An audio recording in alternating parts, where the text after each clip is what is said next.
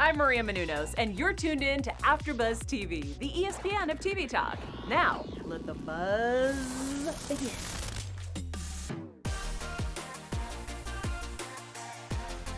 What is up, AfterBuzz TV? Welcome back to Bravo in Quarantine. I'm Jane Johnson, and I'm so excited to be joined today by my lovely co-host, Jocelyn Johnson. Hi, guys. And we are so happy. Hey, thank you for having me. We are so happy to have you. Now, you have such a wealth of... Potomac is one of my favorite Housewives franchises. So I'm super excited. And we know that Potomac is in the DMV area near the White House. And we wanted to know, how has the current climate of Black Lives Matter affected you in the cast? And if it has brought you all together in any way?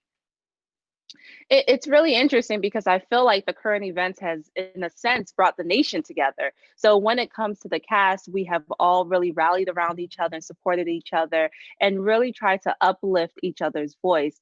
It has directly affected us. You know, where, as you mentioned, 100 Pennsylvania Avenue is relatively close to all of us. You know, the White House is. And politics in general is just really the heartbeat of the DMV. So when we think about what happens next after the tragic killings plaguing the nation. Yes, most certainly. And with, us Well, you have to watch the season. I can't give it away. You guys have to watch. But I will say that all the ladies are definitely amazing. I have admiration for every single one of them. There's a characteristic in each of them that I admire. But it's going to have lots of twists and turns. And as I said, buckle up your seatbelt because it's really an interesting ride. And where you think it's going to go is not where it ends up. And so I really and very vocal about the recent firings of Vanderpump Rules cast members, Stassi, Kristen, Max, and Brett. We noticed that you had an incredible comment on Bravo's announcement of the firings, suggesting that Bravo TV kind of create a shared vision with inclusionary practices based on the suggestions of some of the Black cast members of the franchises. Could you elaborate a little bit on your vision for what Bravo can do to create positive change? Absolutely. I think that what happens in a lot of corporations or in a lot of academia is that you make policies for people, but those voices that you're making policies for are not in the room. Or you react to incidences that impact a certain population of people, but those people, again, are not in the room. So I think it's really important for us as a nation to really look at this moment and see how are we centering our not just people of color, but in specific Black people. How many members of your board are Black? How many people that are making decisions are Black? Unfortunately, a lot of times we can see an organization and they have Black people that are working for them, but they're not in the decision-making role. And I think that's really important. So for me, my charge that I am giving to Bravo TV and to all organizations is, what does it look like if you bring together the voices of color in the room to sit at the table and you guys co-create a vision? Don't come down and tell us what you're going to do or what policies you're going to implement. Let us have a voice in the creation of those policies to see if it really impacts us. So I would love Bravo TV to bring aboard their talent, their executives of color, and say, what would you guys like to see us do better? What do you guys think would lend the way as far as us being not just diverse but inclusive, and how does that look like in your vision? So a co-creation of a vision is something that I encourage all organizations to do. Yeah, great. And what a lot of criticism some companies are getting right now, and even celebrities, is since Black Lives Matter is the conversation right now, when you're having these companies release statements or make terminations, it comes off as you're following the trend, because right now Black Lives Matter is the trend. What do you think companies or even networks like Bravo, what more could they do to not come off as if they're trying to follow the Black Lives Matter trend? I think anything you have to do in order for it to be genuine has to be scalable. And what I mean by scalable is it's not something that we just do today as a knee-jerk reaction, but it's something that we hold our own feet to the fire and say, this is our 10-year plan. that's a scalable solution. That is not necessarily on trend. That's us saying we are changing the culture of practice within this organization. So this is what we're going to do year one. This is what we're going to do year two. Year three, we reevaluate. And based on that evaluation, we implement something for year 4 and 5. So any solution that has a long-term goal has to be a solution that is scalable and not just a solution that speaks to today. Because yes, today is great, but I want to ensure that the people who come after me are not having to fight the same fight, so to speak, right? So I think that scalable is the goal for all organizations. They need you on the board. Amazing. Yes, please.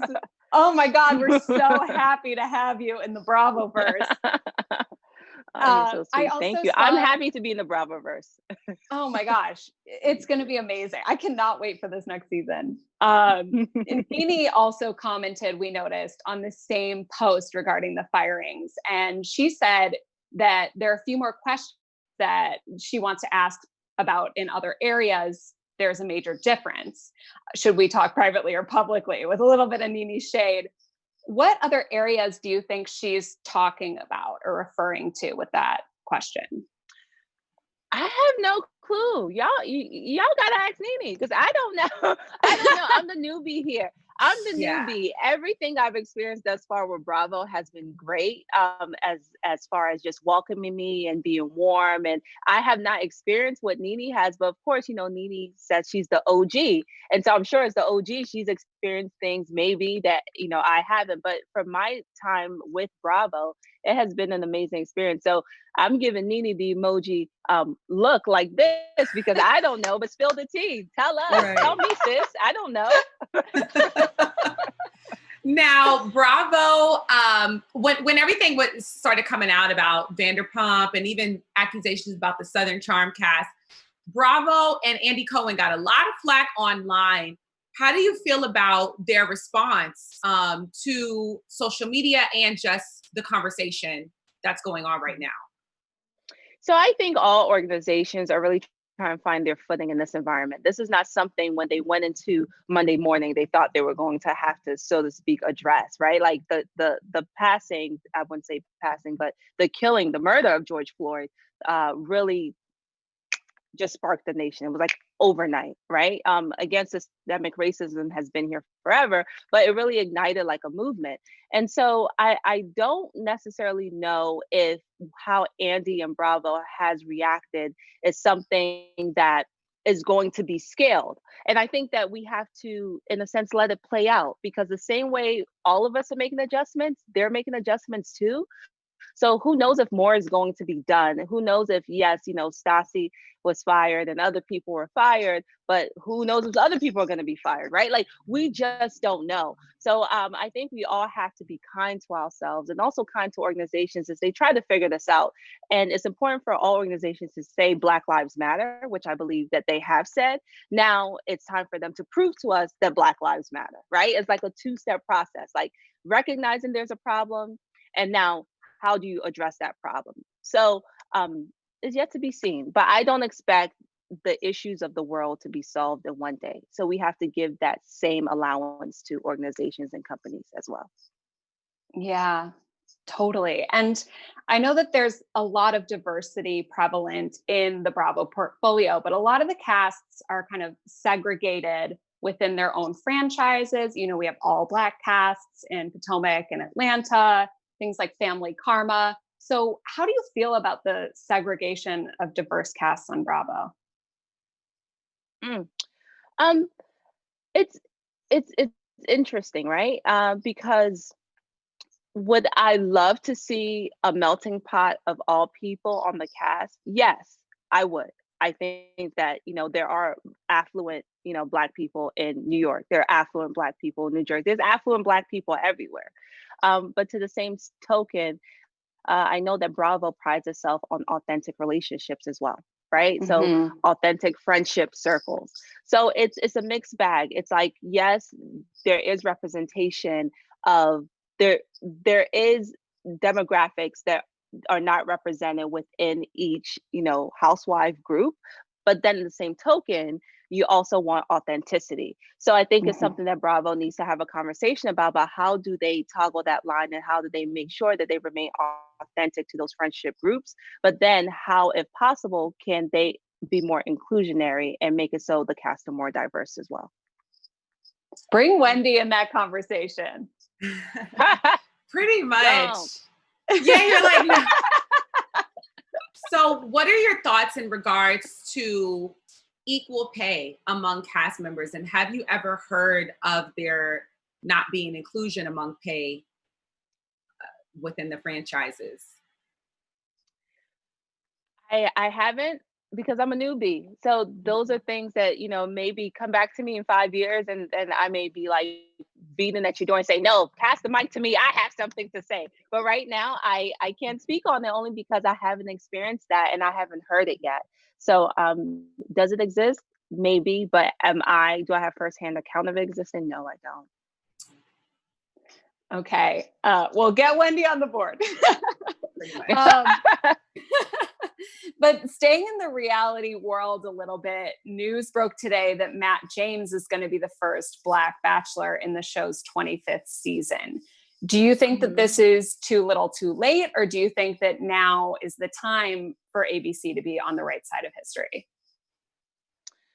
I mean, it's always good to be on the right side of history, but I think it's always interesting that we applaud things for it being historic, but then we also have to look at the fact that it took 25 seasons, I believe you said, for this to happen. And so that's where we have to start reflecting on ourselves and saying, well, why is that, right? Like, I have lots of friends, Black men who are amazing bachelors that could have been on that show. But why did it take so long? Just like I found out today that Band-Aid released a statement that now they're going to start having Band-Aids that are the color of my skin and have different shades of brown. Kudos. But why did it take this long for you to realize that everyone's skin complexion doesn't match the generic Band-Aid that you guys create?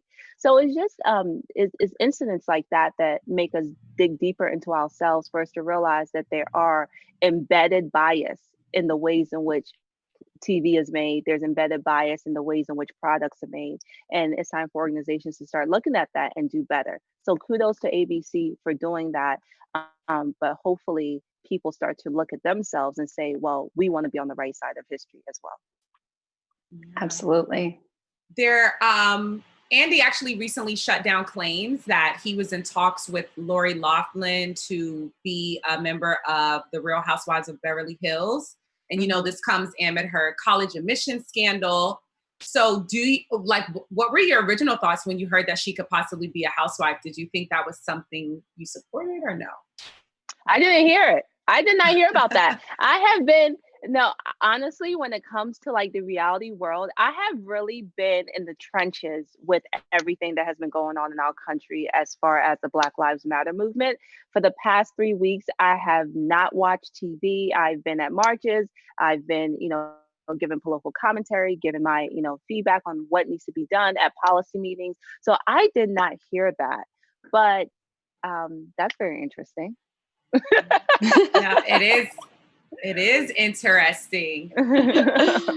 I know. And, you mentioned that you've been really fighting for this movement and not so clued into what's going on in the reality world because there's much more important things happening. But do you have any opinions on anyone else that kind of needs to be canceled coming out of this movement, given their racist comments and things of that nature?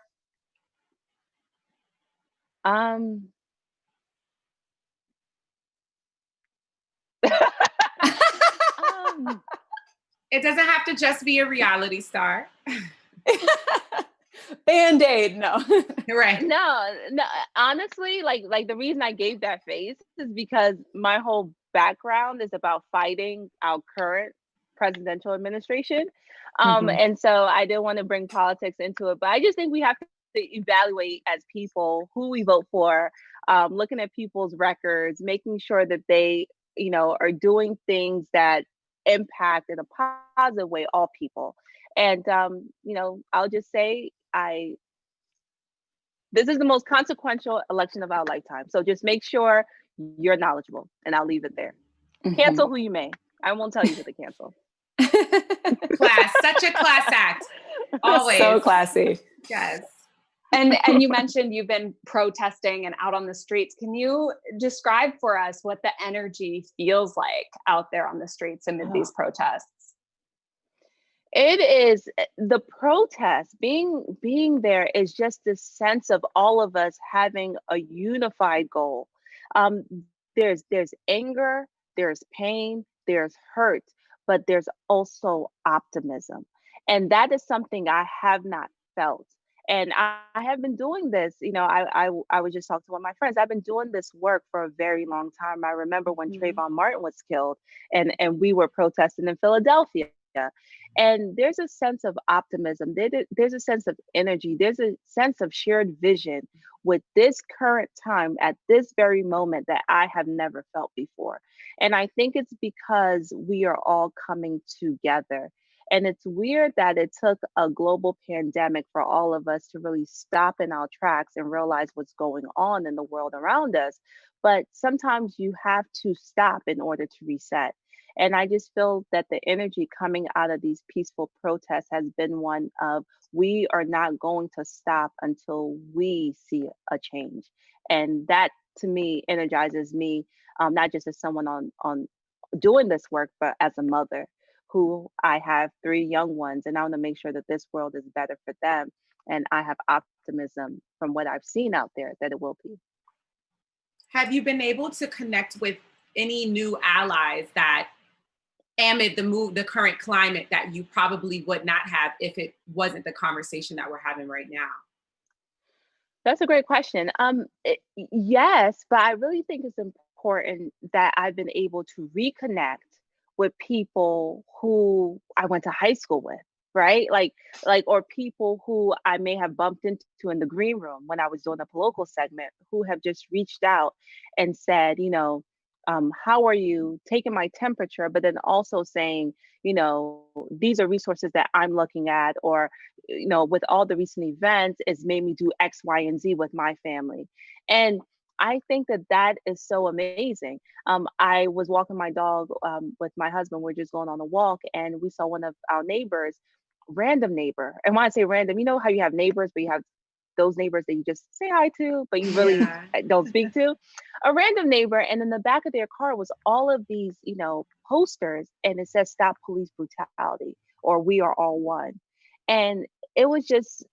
It was a feeling of camaraderie that came with that. Like, we're not fighting this alone. There's people who are standing shoulder to shoulder with us who are also fighting the good fight. So I have made allies with people who I've known in my prior life, but also with people whom I didn't know would be energized by this movement. And that's been amazing. It has been amazing. Beautiful. I also know that you are CEO and founder of the Equity Project, which provides tools, mentorship, and resources for underrepresented minorities to help them thrive in higher education. Could you tell us a little bit more about that initiative that you started? Absolutely. So the 1954 Equity Project is really a resource, so to speak, for students of color, for people of color. Being in academia, I found that my Black and Brown students felt as though they were at school, but they didn't feel like they were included in the community. So I created something that will allow them to have mentorship tools and things that, help me along my way, along my academic journey. So the Equity Project was founded based on the Brown versus Board Supreme Court decision, which was in 1954. And it said, separate is not equal. And that is our premise. Anything that is separate can never be equal. So we are ensuring that equity is done across the board for all students, regardless of race and socioeconomic status. And we have something big, a big announcement coming up in the next few weeks, that we are doing an initiative, a result of the killing of George Floyd. And I'm really excited about that. I'm just so honored to speak to you. Thank you for all the work you do. Seriously, just like the behind the scenes stuff, it's groundbreaking, and it's really paying it forward in a huge way. Thank you. Oh, yes. Thank you. I really appreciate that. You are incredible and such a strong force. I mean, this woman does it all, you guys. Seriously. We're you're so sweet. happy. I appreciate it. We're so happy you're going to be joining Potomac. We cannot wait for season 5, and definitely make sure that you follow Wendy Osefo on Instagram, Twitter, all of that. Thank you so much for joining us, Wendy. Thank you, Jocelyn. Thank you so much for having me. Is there any update on when we can expect the premiere? I know there's like no word for us fans, but any update on that? So, this summer. You guys thought you were No. Well, at least you didn't say fall.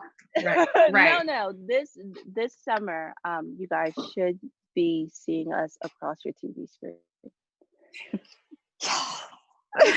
Thank you, housewife gods. The best news. The best news for a Friday. Thank you so much again, Wendy Osefo, for joining us. Thank you, Jocelyn Johnson, my co-host, and I'm Jane Johnson. This has been Bravo in Quarantine with AfterBuzz TV. See you guys next time. Bye.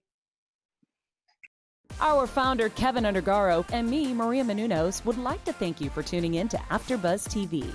Remember, we're not just the first, we're the biggest in the world, and we're the only destination for all your favorite TV shows. Whatever you crave, we've got it. So go to AfterBuzzTV.com and check out our lineup. Buzz you later.